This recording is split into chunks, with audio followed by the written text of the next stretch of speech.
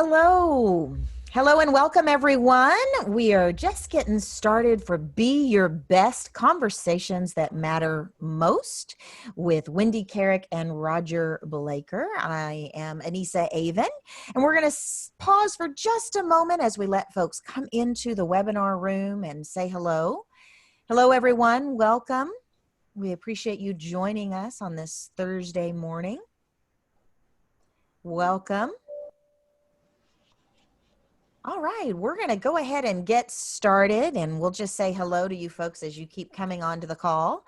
My name is Anissa Avon, and thank you for joining us for Be Your Best for Conversations That Matter Most. And I'm pretty sure that we all need this today because we're having to have a lot of conversations with others and ourselves.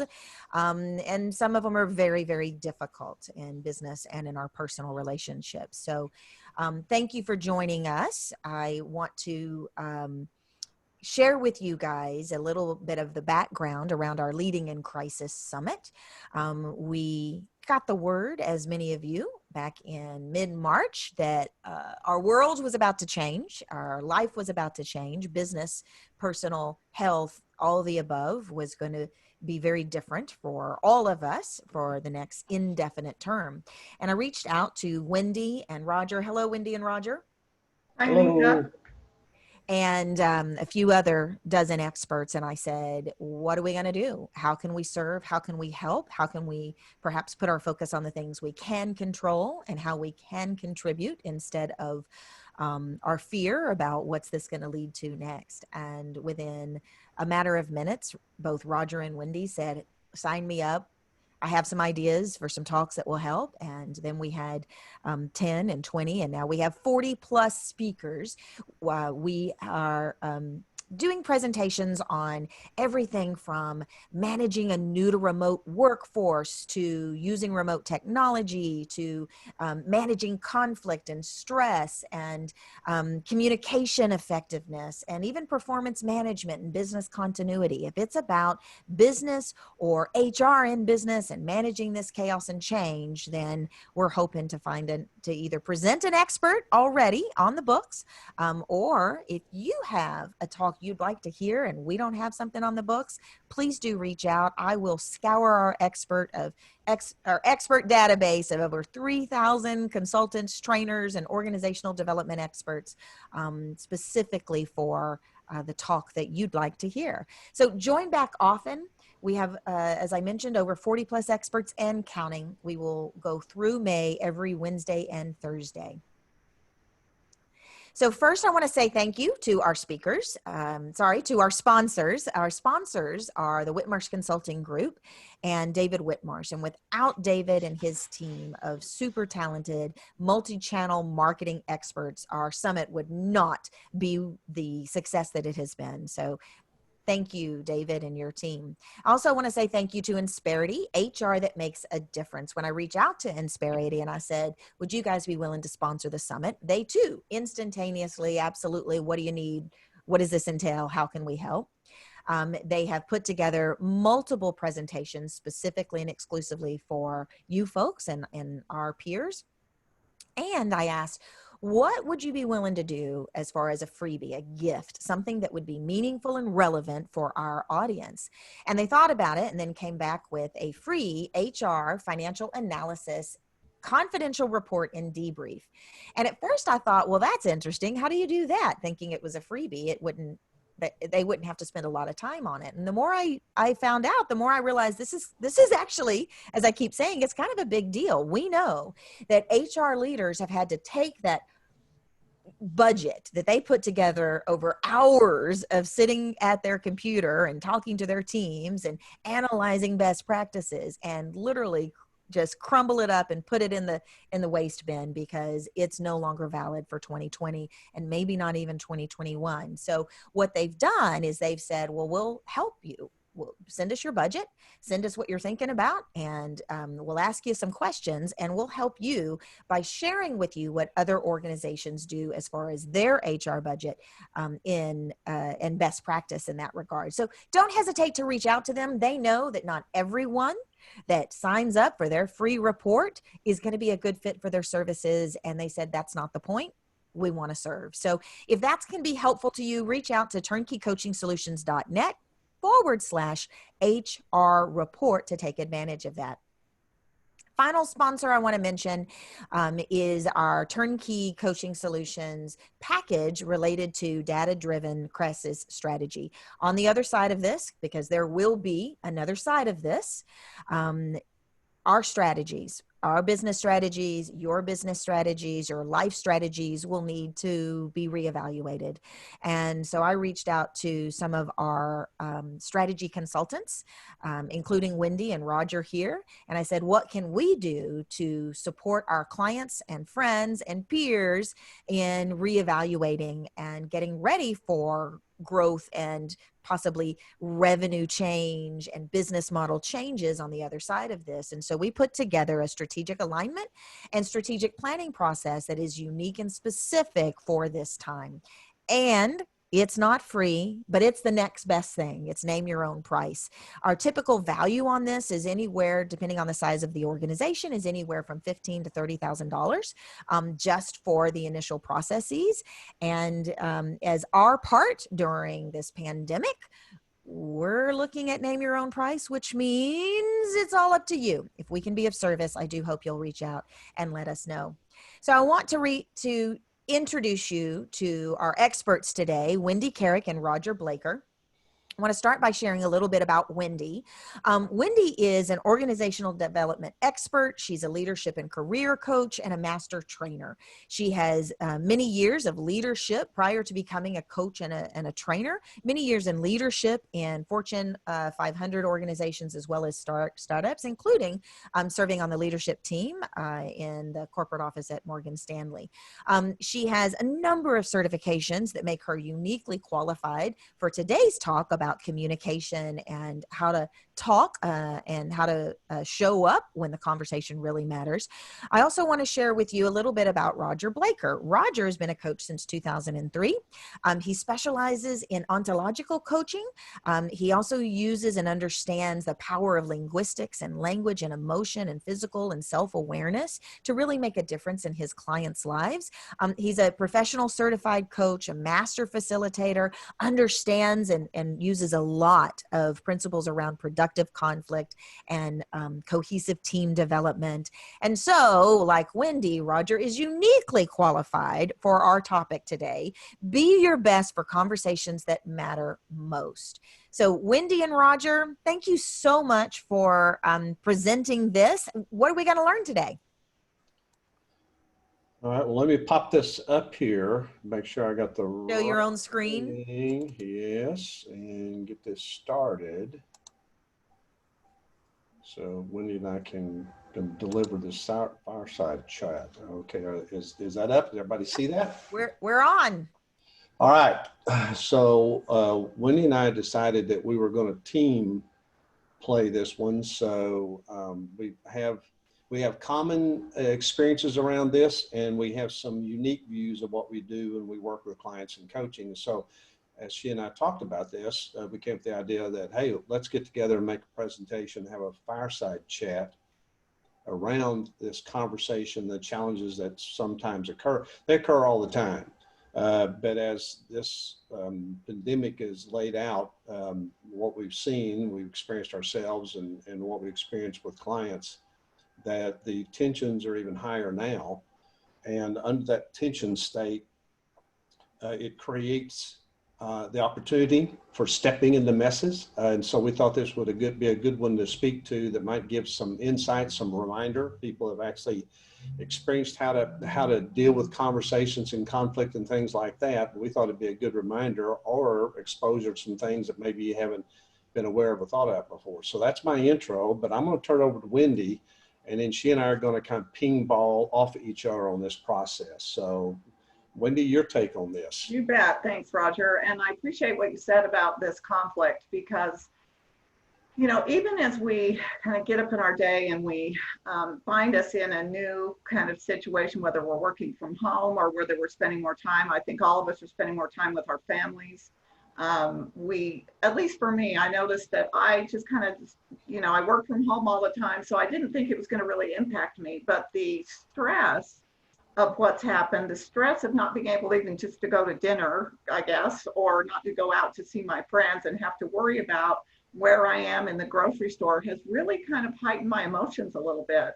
And so I've noticed even within myself that, you know, I've coached this conversations and doing better conversations for years, but I'm finding I am kind of at my worst. And I really have to check myself and make sure that I'm listening to the emotions that are coming up and making sure that what's coming out of my mouth is really what's in my heart instead of what's kind of in my stress, if you will.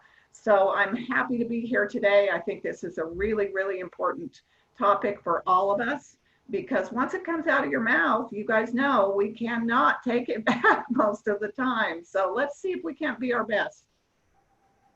All right, excellent point. So I think, and Wendy and I talked about the different approaches and what to speak to maybe first. And one of the things that I've experienced in certainly myself, and I get to relive it a lot working with clients is, well, where does one start if I want to really identify and see if I'm being the best I can be in situations, especially if there can be something to where there's going to be something that's important to me and maybe someone else or a team, and there could be different opinions about that, different approaches about it.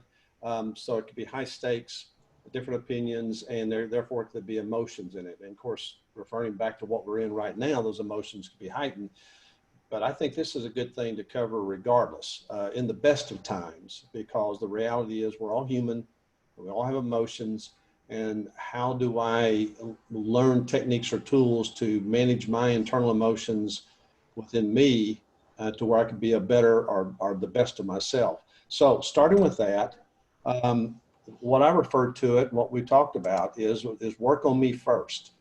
I keep being reminded of this constantly, that I tend to point outside of me at somebody else or some other situation that's out of my control as being a problem.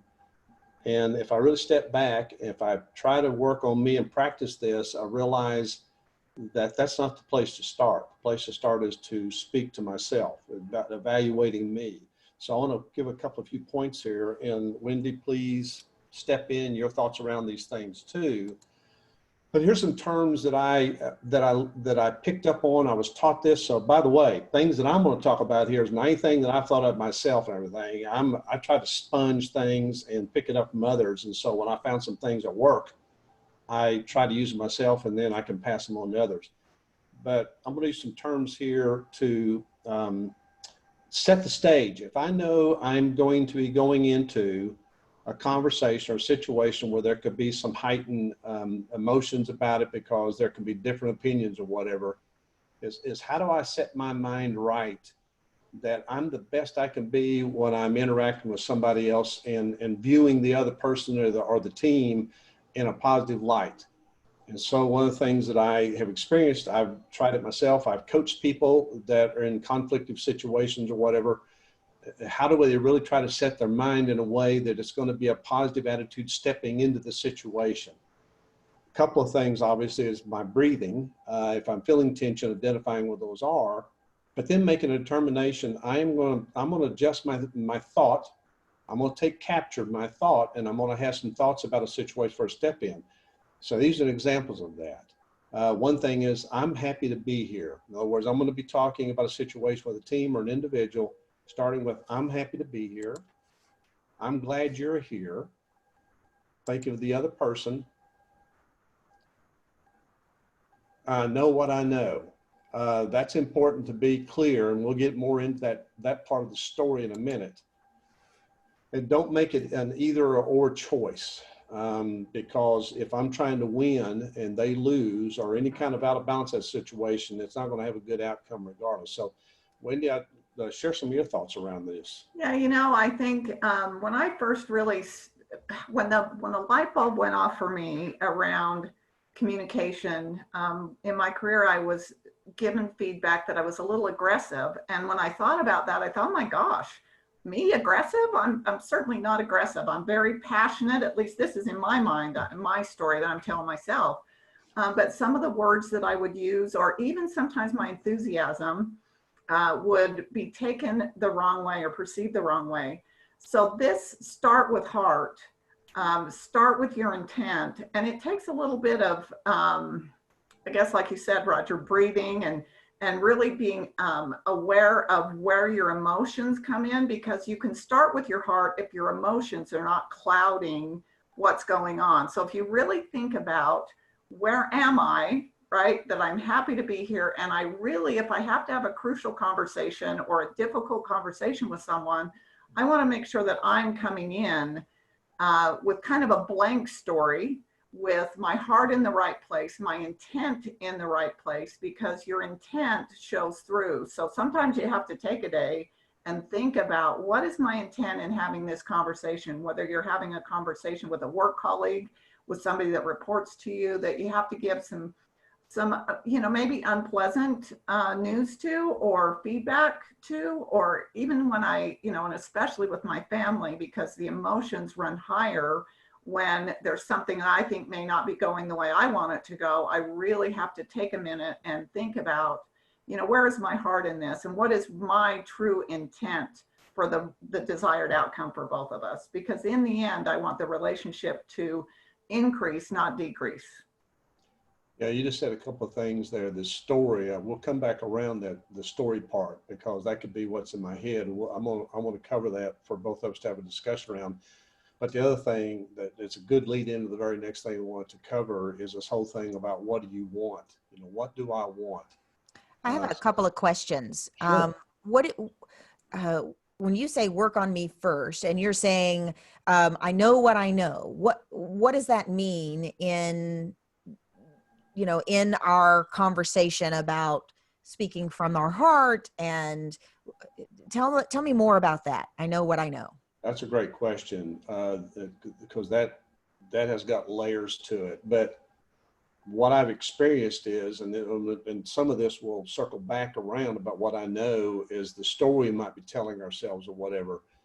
But it is taking the time and the level of emotional intelligence and those kinds of things, is that am I clear about my understanding, or what the outcome will be, or what I want, or if there is an issue, if I'm having an issue, is being very solid about what I know about the issue. And that means eliminating personalities as best I can, that I see a situation and what the topic of the discussion needs to be around, and not about personality, not about trying to win, but being clear that I know. Give an example, if especially a leader in a leadership position, if there's something going on where there needs to be a discussion with somebody, that could be a peer, could be somebody that reports up to a person, and there is something going on that needs to be talked about, needs to be dealt with, needs to be a corrective action taken. What I mean, for example, I know what I know, is being very clear about what the issue is and can speak to it, and therefore you don't ramble, or you try to get defensive, or you try to dance around it. If I know what I know, I need to speak with truth and grace equally, and be able to point to the issue that's going on, not about the person, not a personality, but about the issue is. Because a lot of time what I see, and I've had this problem, be passive about it, not being clear about it, trying to dance around it. In other words, not really step into the difficulty of managing myself about dealing with a difficult problem and speaking truth to it. And so that's what I mean about I know what I know. So you're not necessarily, I want to clarify, because many of us, myself included, have strong opinions, and my opinion is what I know, right? You know, many of us are fighting against right now. What's right? Do we reopen the economy? Do we listen to the scientists and not reopen just yet? And those of us who are on opposite sides, we know what we know, right? there is a hard line for me about what I know to be true. But I get what you're saying. That may not be someone else's truth. And if I'm coming at this from grace and understanding, then it's not about me forcing what I know to be true. Correct? Exactly. You got to be able to speak your truth from an understanding that, just like you said there, if there's a conflict with something that's a real gap, you got to be able to speak to the position you have and the reasons why without making it personal or attacking or whatever, but being solid about the reason why that I think, and the concern or the opportunity that I see or whatever, that I'm able to speak to it clearly and being clear in my own mind about what that is and why the reasons are. Okay. You know, It does Roger, not mean that I take that stance and there's a different opinion, then I just stick with that, and no matter what he says, I'm not going to budge. I mean, that's, we talk about that all the time as far as really being, if you eliminate the politics and everything, is how can you compromise in something where everybody comes out of something okay. Oftentimes here, if you're negotiating, everybody comes out okay. They may not be completely what they wanted, but they come out okay. But if I go into the situation, I know what I know. I don't give a damn about what you think about it. That's not what I mean there. Okay. It just means being clear that I've got a stance that I'm standing for, and I'm clear with myself about why.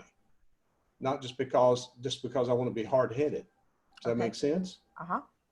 and I think sometimes we get caught. I think one of the things in conversations that we tend to do is avoid. So you talk about, I know, and I have my opinions and my passion about my opinions. But if you're not taking and you don't have good intent or pure intent to make it work for both of the parties when you're having this conversation, then it typically will go off the rails. So again, take a step back, think about, what do I want? I had a coaching session yesterday with one of my clients, and her boss just happens to be kind of interfering with her employees. He takes credit for her work. She doesn't, she feels like I can't do my job because of it. But when we started talking about it and really getting into the meat of what do you want from this? What are you missing? And we really uncovered the fact that she's not motivated because he's always kind of hovering in and swooping in and doing things and giving direction that maybe she wouldn't give, or even contradicting. So her emotion around it is, I'm not able to do my job, and she's very anxious.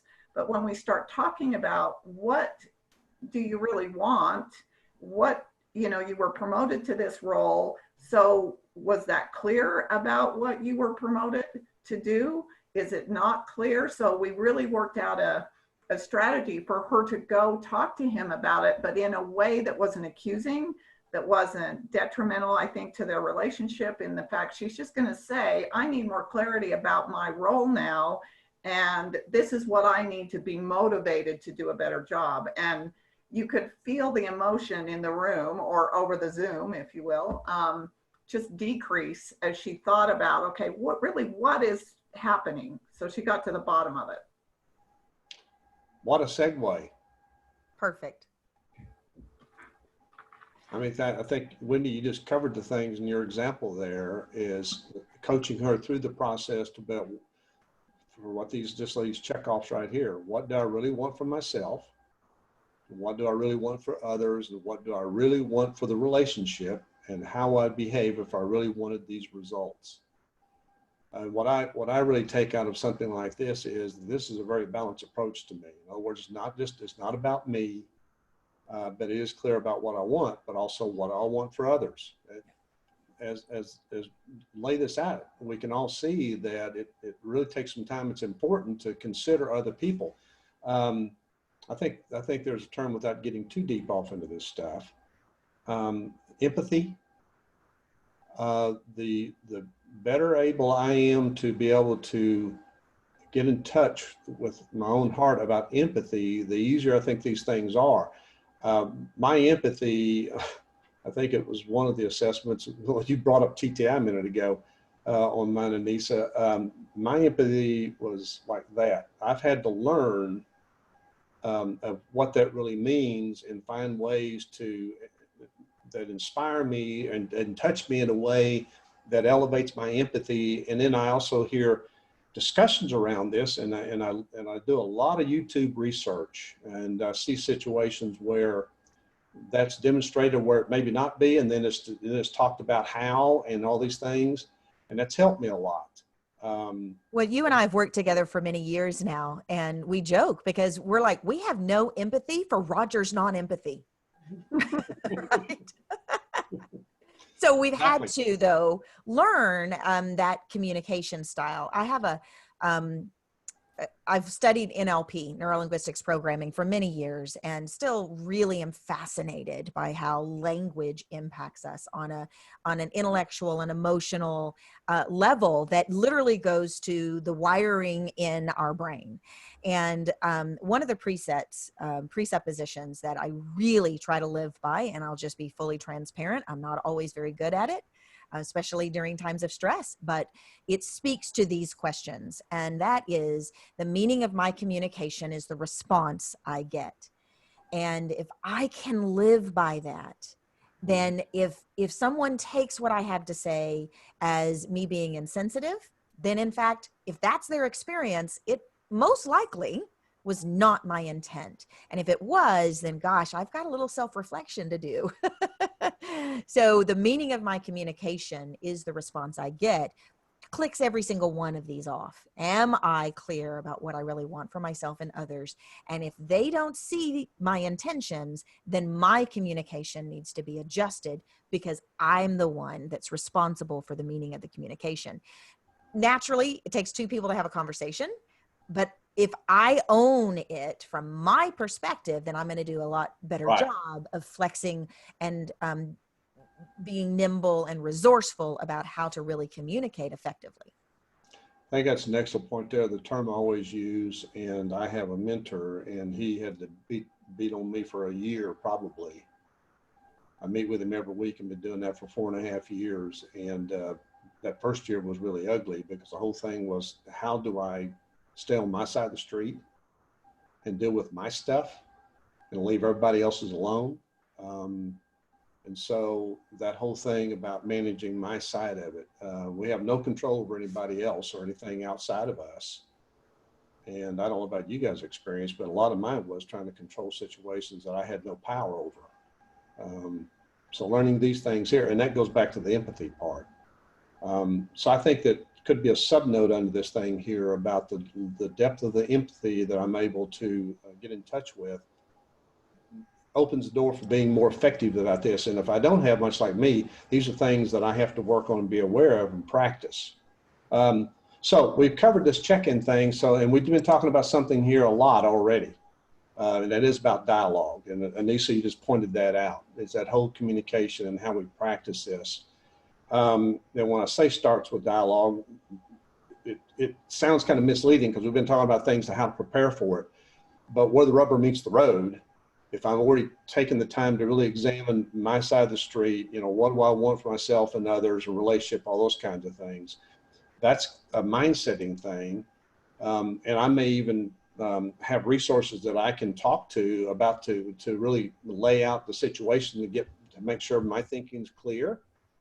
And that's where relationships come into play big time. The closer ones I have that I can be vulnerable with, the more important they could be like that. And that's a really solid sounding source. If I'm preparing something where I know it's going to be a challenge for me, and I want to make sure that I'm seeing things more clearly, having a confidant that I can speak to at times beforehand, they can give because their emotion's not tied to it, and they can reflect back.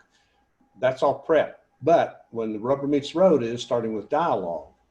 And so one of the things that I thought of and actually put this in here, and you guys haven't seen it yet, but I want to talk about something that I think really plays into this about managing ourselves. So let's talk a little bit about anger.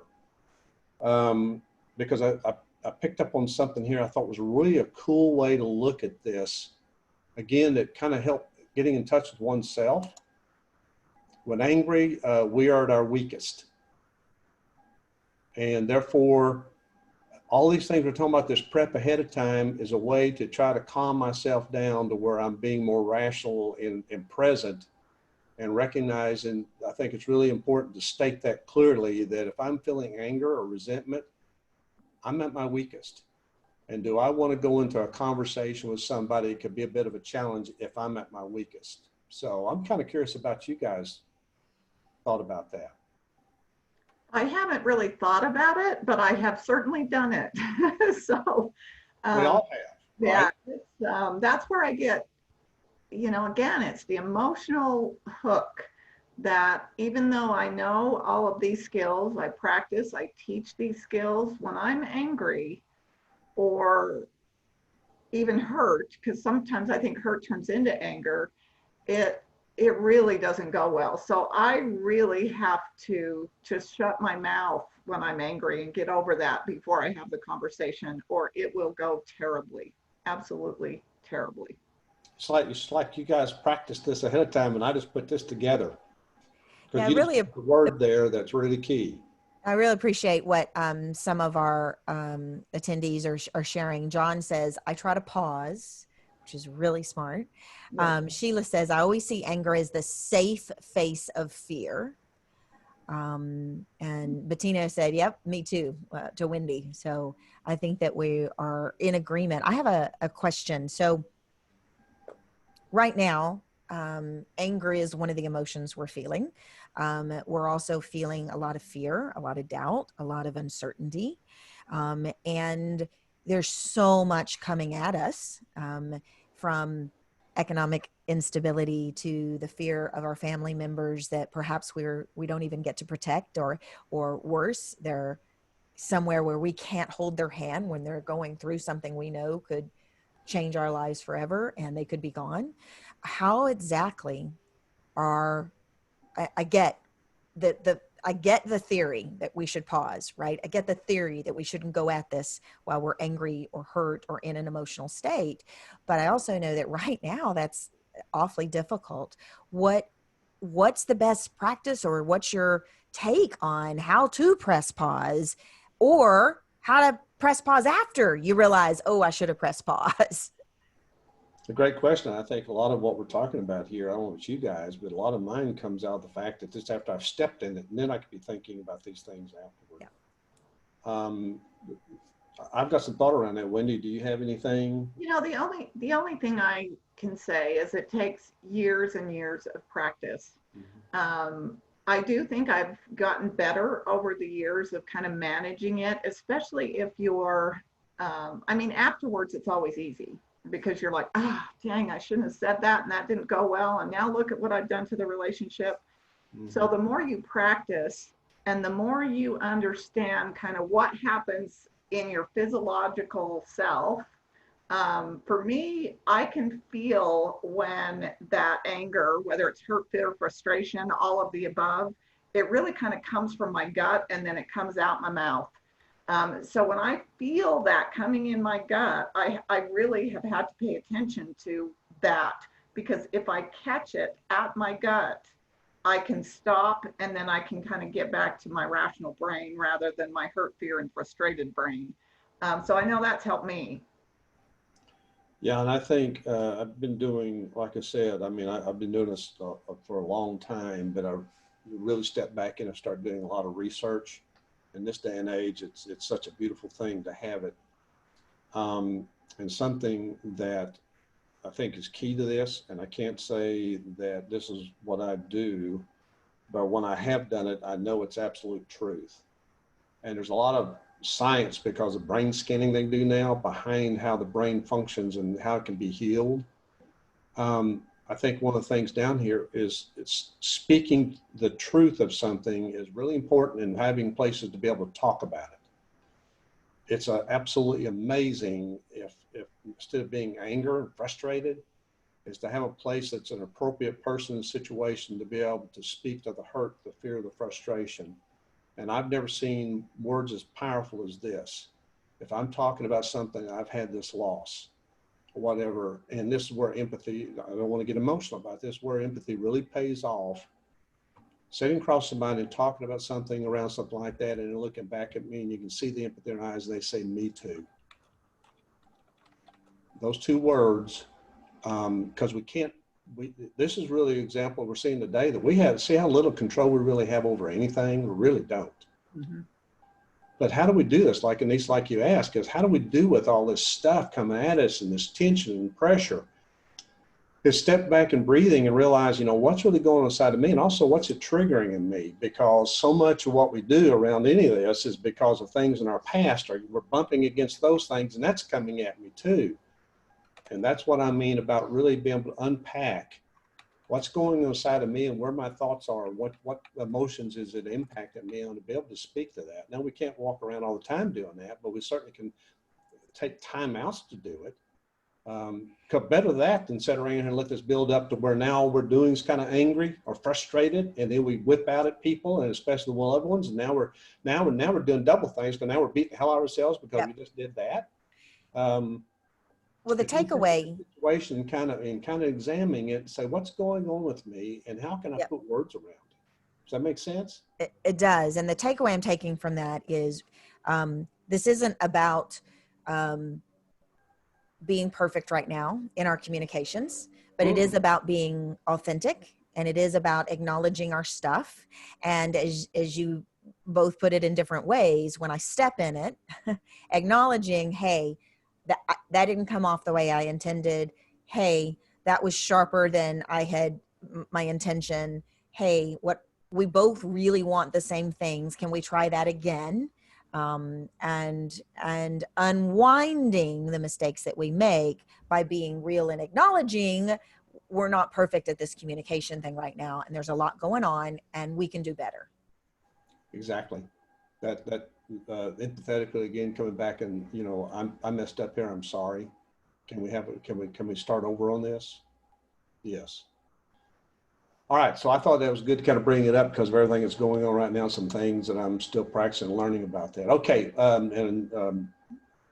Wendy, you spoke to something a minute ago about these different things about keeping it safe, and let's cover some of that. Symptoms of not feeling safe. There's two areas, because you got different styles of people or whatever, and both of them we covered. You have silence, people that go silent, purposely withholding information from the pool of meaning by masking, avoiding, withdrawing. That's a form of communication that doesn't work. And then the other one is violence, strategy to convince or compel others to your point of view by controlling, labeling, and attacking. I think those are very key, and violate safety by trying to force your thoughts onto others. I think we can all recognize that. I don't know about you guys, but I've been both sides of that right there. And I've also had that done to me by others. So, what's interesting to me about that, Roger, is on the silence part, when I find that I'm going silent because, I just want to avoid it. I don't really want to have the conversation, because these are hard conversations. Doesn't matter if you're at work or at home, if you have to address something that's, that matters to you and it matters to the relationship, it's not easy. So my tendency is to go silent, but then what happens is I go violent. And then I'm trying to convince them of my opinion. My opinion was right, yours was wrong, you're not listening, so then it kind of escalates from there. So these are very interchangeable, at least in my life, and from what I've seen, it's best not to do either, for sure. Yeah, I doubt if anybody hasn't been on both sides of that. I mean, the silent part's passive aggressive sarcasm. You see that all the time. It will come out for sure if you're silent in one way or the other. We're all familiar with like a DISC assessment, those different profiles of styles, and those things will tend to pop up based on those sides there, based on where somebody would fall, say, on a DISC assessment. But regardless, this kind of wraps the wheel back around to the things we started with. If you're doing this right here, you're definitely not practicing things we covered to start with. So it's just a good reminder thing about how to do that, because if I'm in the middle of the situation and I've started working on this and I'm actually now speaking to someone about a situation, is like, how do I step, if I'm in the middle of it? And I think this is something it's okay to learn to do. If I'm in this situation, I can feel myself, that front lobe starting to shut down because my amygdala is starting to do these two things, fight, flight, freeze, or appease. Then if nothing else, it's better to take a time out right there and say, hey, you know what? I want to take a time out and come back a little bit on this. I mean, I don't know about you guys, but disengaging like that, and I'm in the middle of it, I'm trying to be conscious enough to do that. That is something that has to be practiced. Because if I've been taken hostage to where my front lobe is no longer functioning very well, because I've gotten angry, stopping right there and saying, you know what, I realize that I'm starting to, I'm beginning to go down a path here that I don't think is good, that's going to help this situation. Therefore, I'm not telling somebody else you're wrong. I'm saying for me, taking that time out could be an approach to do and practice that and get until you get better by practicing this situation. So just a reminder about how do you keep it safe? Well, this is not a safe situation, either silence or violence. You guys talk a little bit to me with all of us about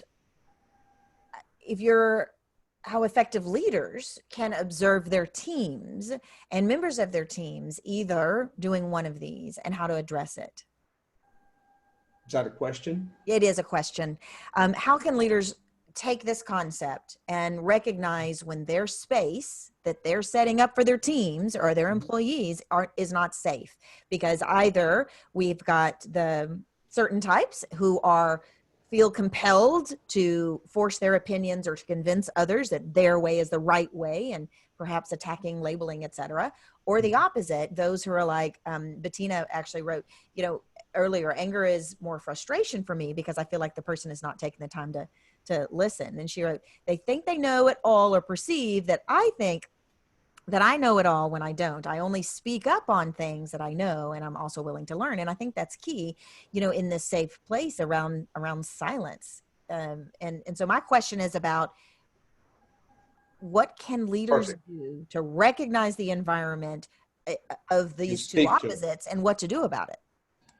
That's perfect. Perfect way. What's your story? So we're going to go into that, and I sure want to have time because I think the important piece is some of the things we're talking about here. Okay, how do we put some meat around this?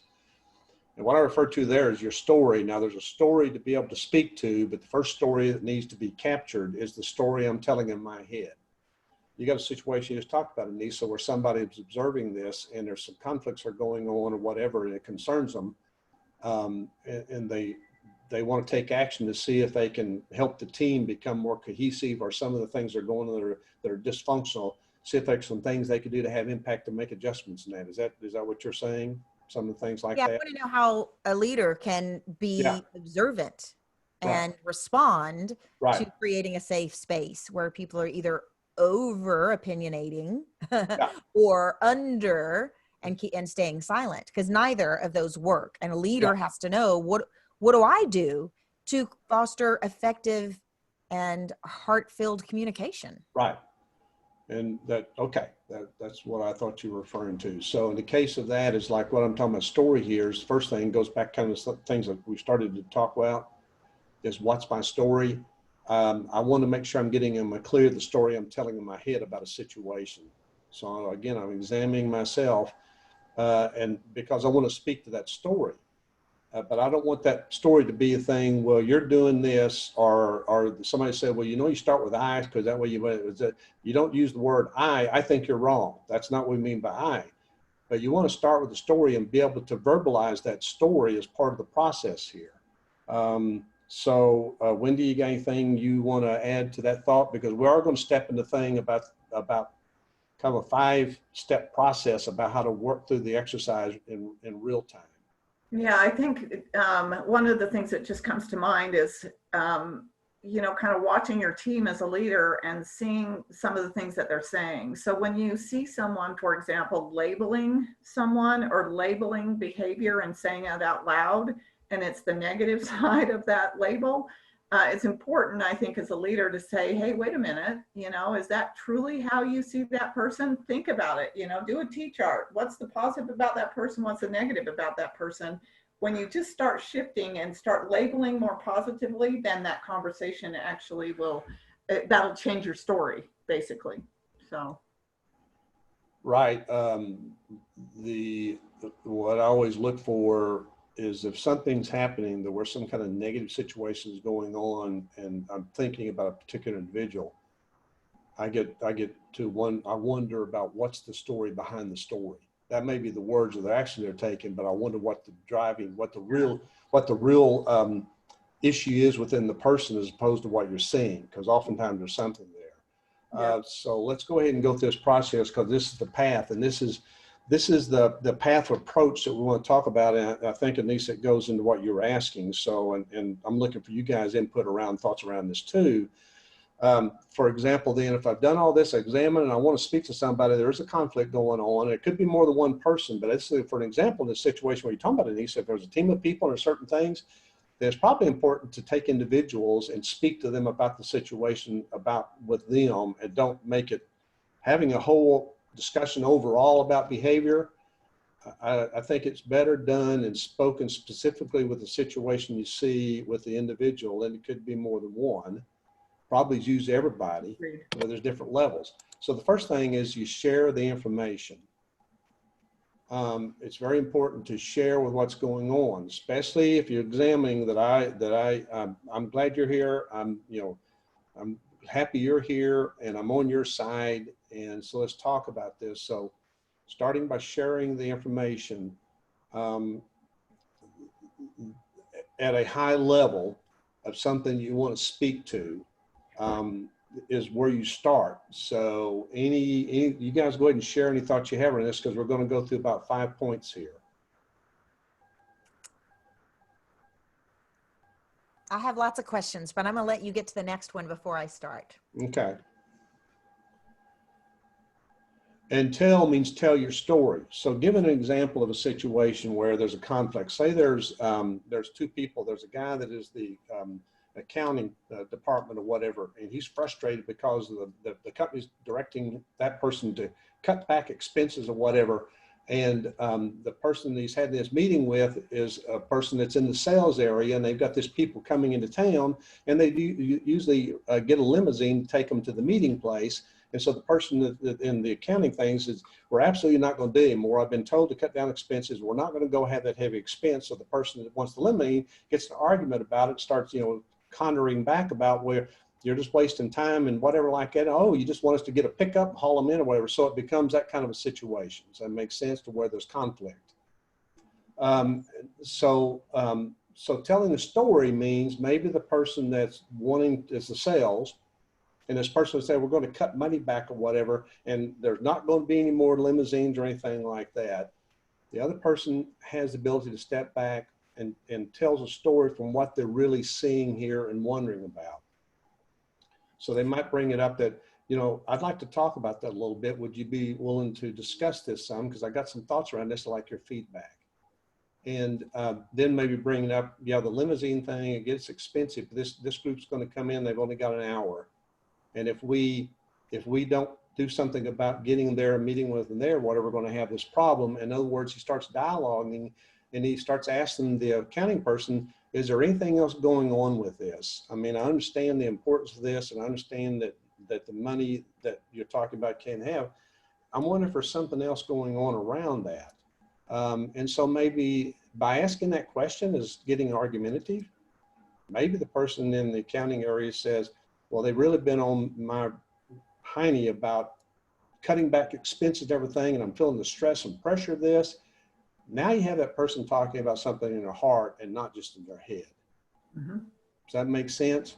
If you can ask the question out of curiosity, and that takes practice. First off, you got to have empathy again. Mm-hmm. And you got to ask the question of things like, can we talk about it some? Because I'm kind of curious about where this is coming from, because the person in the sales doesn't know the whole story. So that's what I mean. Tell my story means that I'm speaking to something I'm seeing, and I wonder if there's something else going on here that would help me understand better. Does that make sense? Yeah. So you're saying on the tell piece, it's not, tell them what you think they should do. It's not tell them the right way to do something. It's share my perception. Yes, it's telling my perception, my story, and assuming that I don't know all of what's going on. Does that make sense? Yeah. So coming from a place of curiosity about more information to help me understand. So let's use this in the those words there. What is the term you think of? Empathy. Empathy. So the tool that you're sharing is, as you guys have mentioned, is not necessarily easy to practice or to become an expert at. But let's put this in the context of our current situation. So we have a client, and the story I'm about to share, I'm going to revise it just enough, right? So situation is very similar to what you said, Roger. And the CFO has been charged with, we have to eliminate about 60% of our expenses, right? Minimum. And then we have to create a strategy for break even so that we can keep the doors open.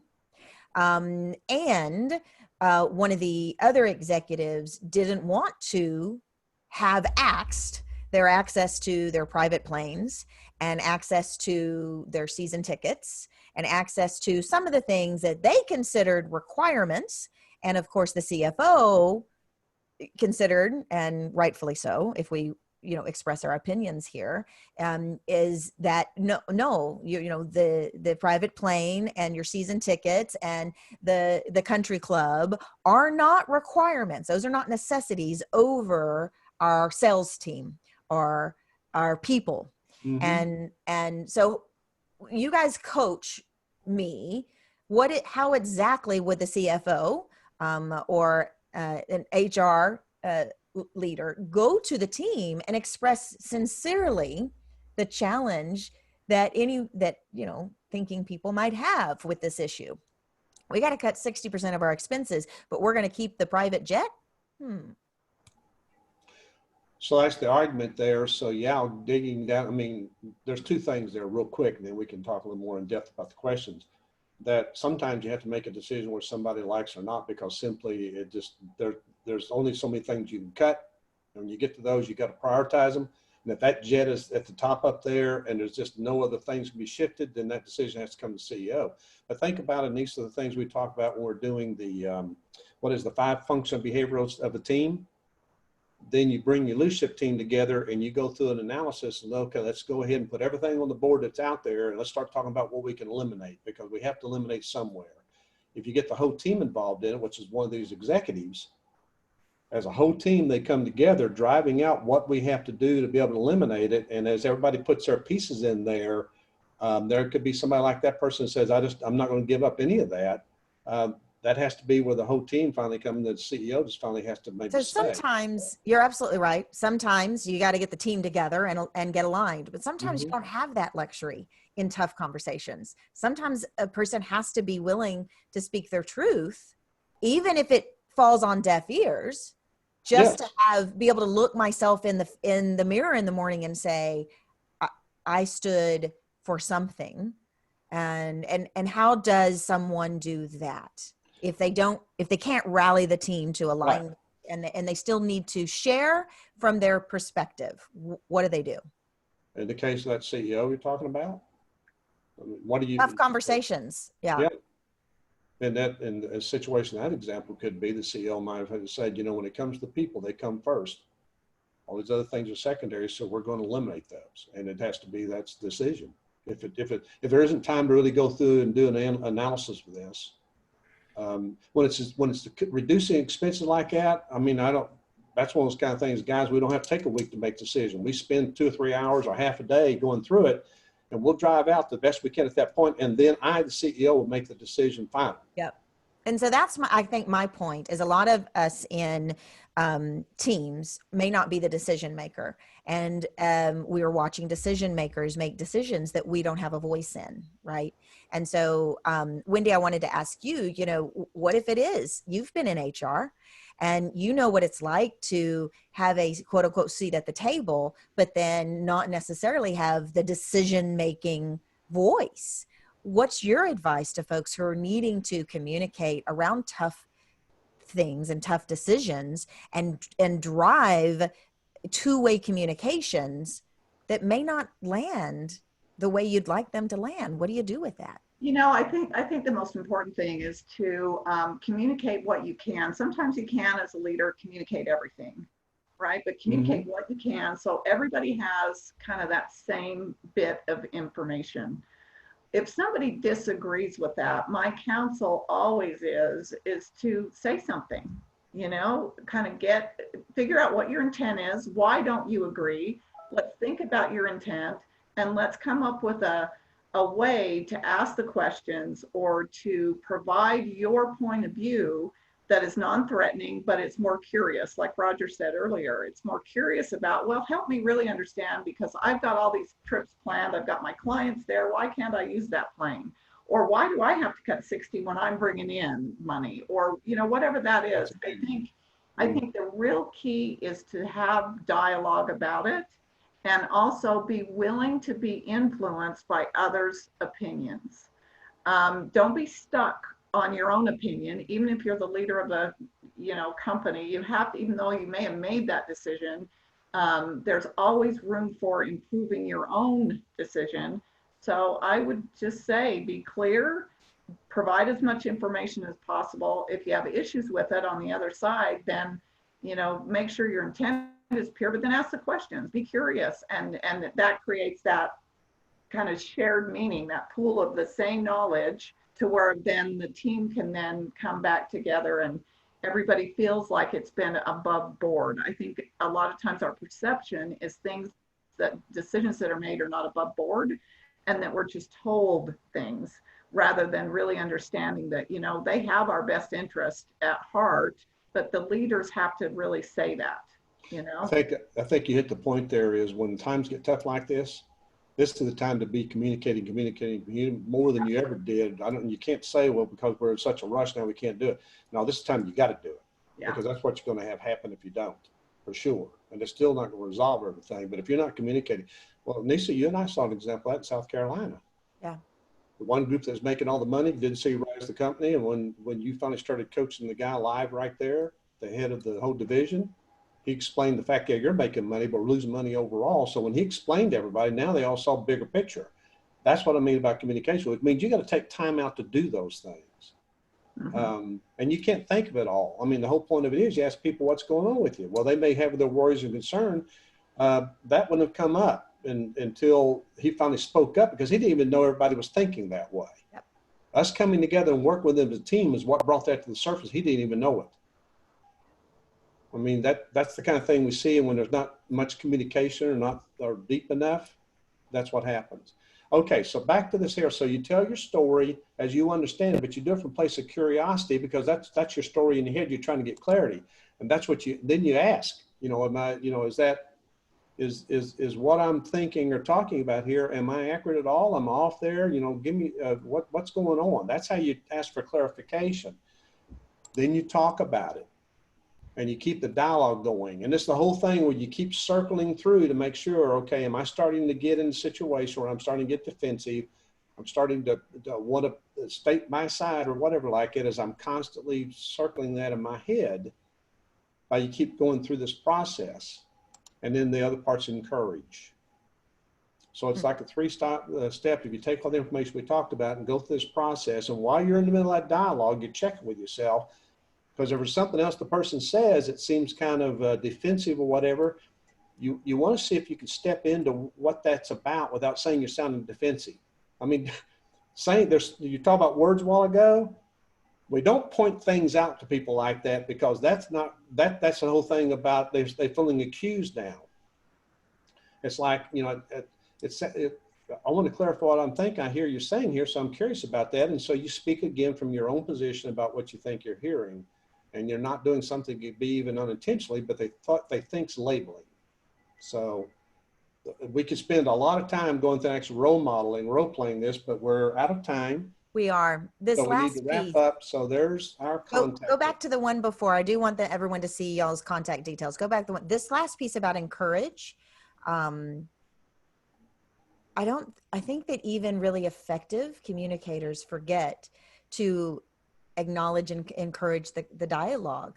I know that we haven't completed this dialogue. I know that we're not exactly on the same page. I know that we have different opinions, but I want to encourage us to keep the dialogue open. I want to encourage us to continue this healthy way of agreeing to disagree sometimes. What do you think is the most effective way to do that? What do y'all think, in one word, what's the most effective way to do that?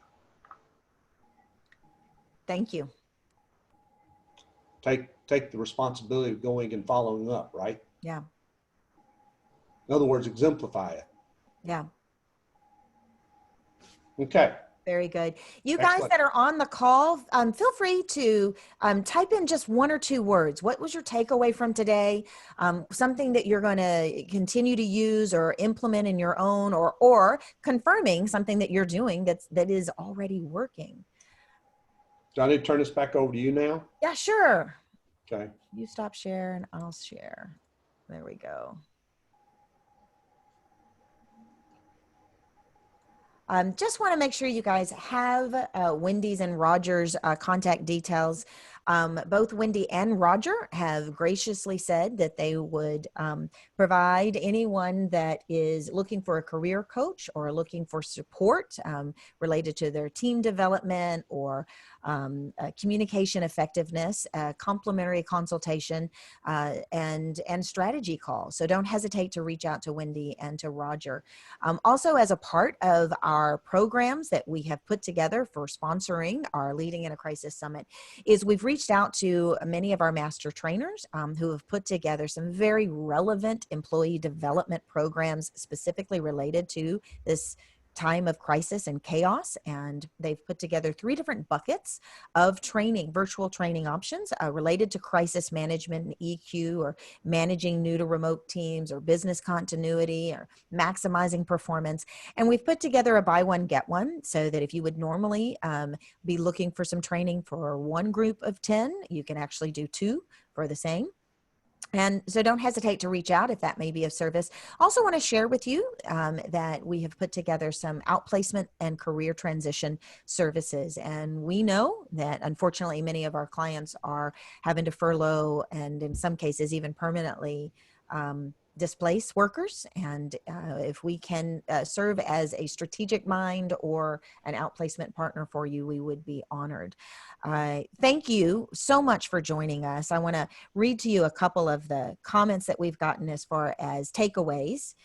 John says, be specific, which I really appreciate that. Paige says, what I've gathered so far and noted for the future: be curious, be mindful, be open, be intentional. Nice summary. Very nice. Yeah. So Wendy, Roger, thank you so much for sharing your expertise. Thank you for having Thank us. you. We're happy to do it. All right. Awesome. Stay Guys, safe have and a good healthy. day. Keep Thank you, safe. everyone. You too. Bye-bye. Bye.